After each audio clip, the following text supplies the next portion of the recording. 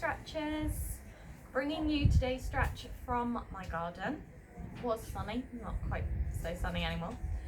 Today I'm going to give you some abdominal exercises and some core exercises. So I'm just going to go through about 4 or 5 with you.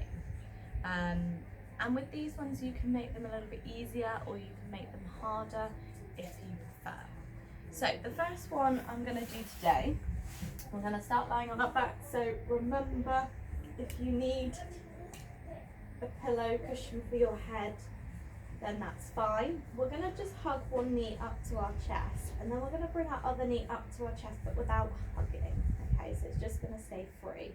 We're going to tighten through our abdominals and our core, so squeezing down through our lower back into our mat, and we're going to slide our leg away, so quite slow out and then slowly back in, keeping that tummy tight the whole time. Okay, release, hug the other knee up to the chest, back squeezing down, activating through the front muscles, sliding that leg away, and then slowly back in. So I would do 5 on each leg, so 10 in total. Okay, so then once you've done your 10 in total, come down, have a rest, maybe a little bit of side to side rocking, just releasing out. And you could do that 3 times around, okay, so 30 in total, 3 sets of 10. The next one I'm going to show you is heel lifts. And this is quite a tough one. So you can make this one a little bit easier or you can make it harder. So what we're going to do before we start, we're going to activate through our tummy and our core, and we're going to tighten this area, okay? Squeezing our lower back down into our mat again. And as you can see, when I activate, my tummy gets a little bit bigger, okay? My muscles are contracting. So now I'm bracing through my core and my tummy. I'm gonna lift, okay, my legs up. Squeeze, keep squeezing that lower back down, and then lower the legs down. So if you find that difficult, because our legs are quite heavy structures, if you find that difficult, what you can do is engage, brace, and maybe just lift one leg at a time. Okay, then maybe to lower one at a time. Alright. Another thing that you can do with this one to make it harder or easier would be engage, lift, and the higher you lift your legs towards your body, the easier it is for the core. So if you start to feel your lower back really arch, okay, you're not using your abdominals enough. So you might want to bring the knees higher. If you feel quite comfortable, then you might want to take the feet lower, keeping this area tight. Okay, do your 3-second hold, and then lower and release. Same again if you want to do a bit of side to side rocking. So I would do that one for about a minute. So 3-second hold, but repeating for a minute. Okay. Next one we're going to move on to is a sit-up with rotation. So we're going to just link our fingers, place our hands behind our head, let our elbows drop back to our mat. So we're opening up slightly through the chest. Activate through your tummy again. Okay, so squeeze down through the lower back. Make sure this area feels nice and tight. And we're going to curl up, knee to elbow, opposite arm, opposite leg, back to center, release, and down. Let the elbows drop, opening back up through the chest.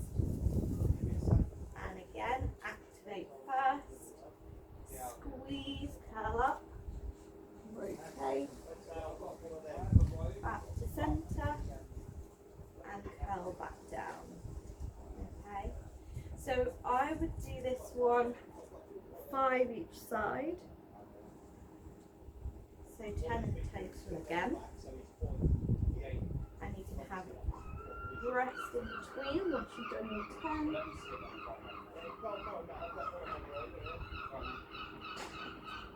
And then 3 rounds of that one again. Okay. Next one we're going to do is more of a core exercise. So core is the muscles that sit kind of between here really, and they keep us balanced. The more of our, I like to think, stabilizing muscles, our bracing muscles. So we're going to be on our hands and knees, and just make sure your hands are under shoulders, knees under hips, so that you're in a good position. Just make sure you've got the room around you. We're going to take opposite arm, opposite leg out straight. Make sure you've got your balance. Hold for 3 seconds, come back down, release. Other side, opposite arm, opposite leg out straight. Make sure you've got your balance. Down and release. And I will repeat this one for about 40 seconds, okay, with 3-second hold each side. And if you struggle on your wrists, you could always come down to forearms and do it that way as well. Okay. And then the last one I'm going to show you. So we're going to start back in a pray position. So bum down for heels. Okay. Head on mat if you can get there. If not, you could always support the head.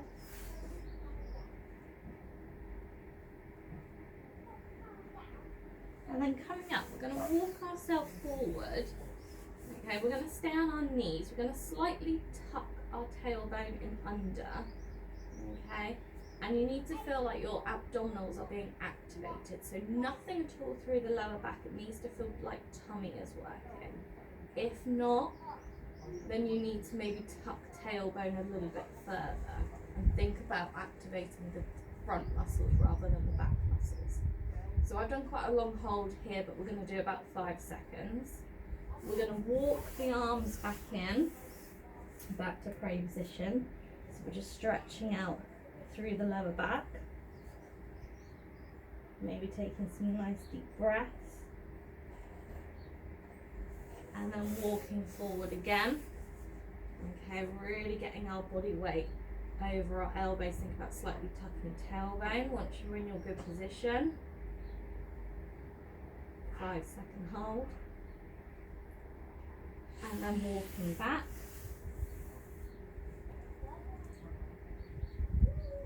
And I would repeat this one again for maybe about a minute. If you feel really confident with your abdominals, you could progress to a full plank. Okay, making sure that it feels okay for the lower back. If you feel like there's any discomfort in through the lower back, then I would say stick to your half plank. I know there's quite a lot of controversy about whether plank is good for you or not. I would say you just need to go on how it feels for you. If it doesn't feel right and it feels uncomfortable, like I said, through the lower back, then stick to half plank. Hope you enjoyed today's exercises and that you're all staying well and healthy. See you soon. Thanks.